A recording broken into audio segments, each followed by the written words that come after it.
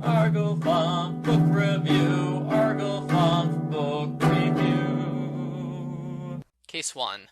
Mr. Quinn's wife was out of town on Friday, so he invited his friends over to play checkers for 3 hours.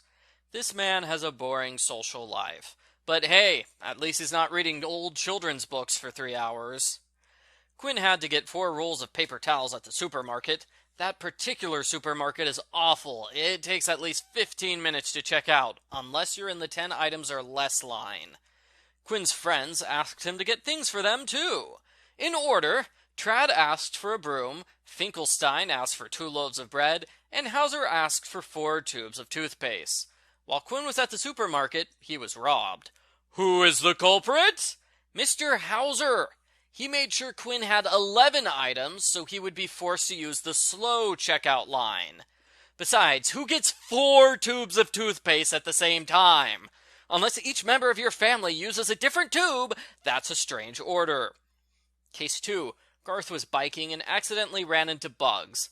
Bugs' towel dropped into a pond, so Garth loaned Bugs one of his. I have no idea why a 7-year-old is biking with a towel on hand. That's weird. Being the jerk he is, Bugs repaid Garth's kindness by tricking him into buying a $3 dinosaur hunting license. Garth's towel was dried in a drying machine, but Bugs pretends to dry it on a tree branch. The towel is soft and fluffy, so Encyclopedia says it was stolen. Why? When a towel is completely soaked in water, air-dried towels are hard and stiff. Only machine-dried towels are soft and fluffy. Hey, what is this, an advertisement for drying machines? Case 3. Bugs calls Encyclopedia and Sally. He puts on a fake accent and tells them to show up by the 3rd telephone pole on the left at the cattle range at 10 o'clock in the morning. He refuses to give them his name. This is suspicious. They should just ignore it. Bugs shows up with the police, and he claims they've been setting off firecrackers. Why, they set off one just now. Encyclopedia looks at the bird on the phone line and says he couldn't have set off a firecracker 1 minute ago. Why? He doesn't have a lighter or a match or anything that would set off a firecracker. That's my solution. But the real solution is that the birds would have flown away if a firecracker had been set off recently. I liked my solution better. Case 4. The kids are having an ugly dog show. The winner is Kate Felton. She refuses to have her picture taken because she has white paint on her skirt.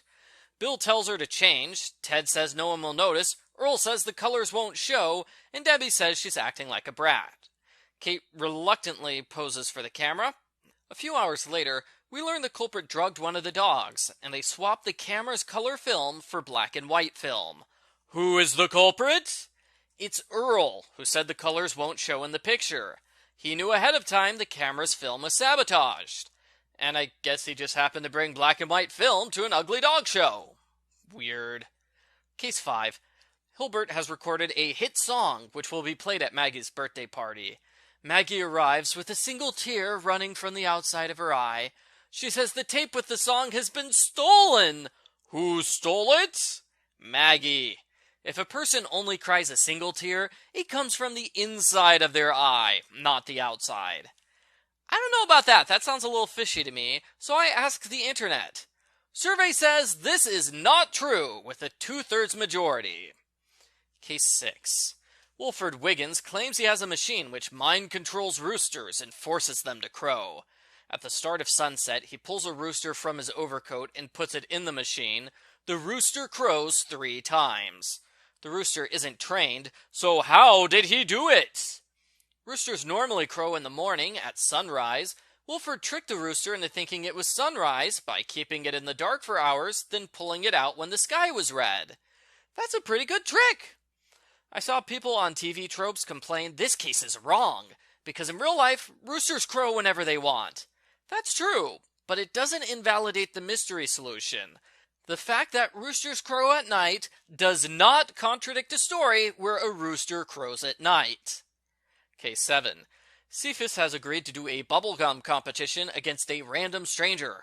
Malcolm asks several people to compete until he finds a willing contestant named Teresa.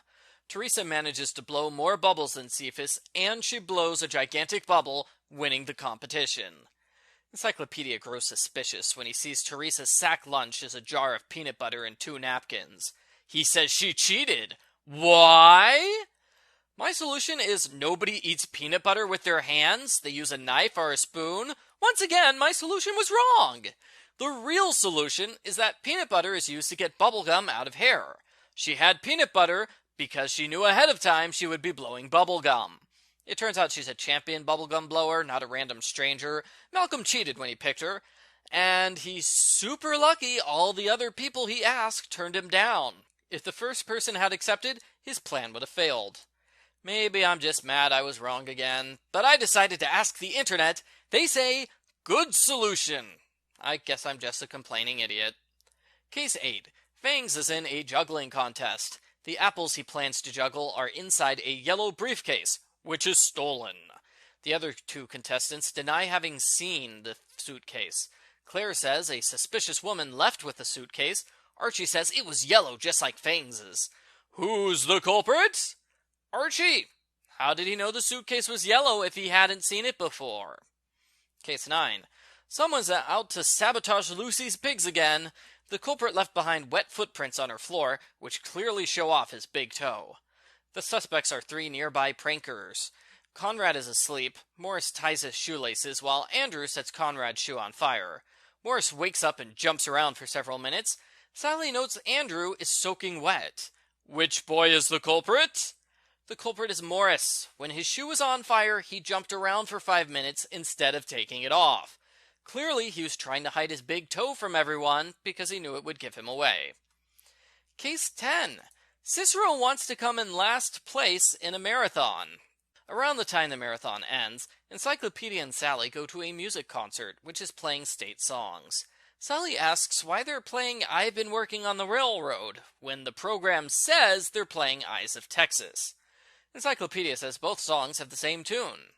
Encyclopedia fails to note that Eyes of Texas is not the state song of Texas. That's a contradiction he would normally pick up on. Cicero loses to a girl named Millicent. She mentions hearing Eyes of Texas towards the end of the race. Encyclopedia says she cheated. Why? She couldn't have known which song they played unless she went into the building and read the program herself. Nice try, fake runner. Encyclopedia Brown sets the pace. Wow, good book, except for the tear solution. Has the author of this book never cried before? That should have been an easy mistake to catch, giving us a perfect book. As it is, I give Encyclopedia Brown number 15. Encyclopedia Brown sets the pace. A 9 out of 10.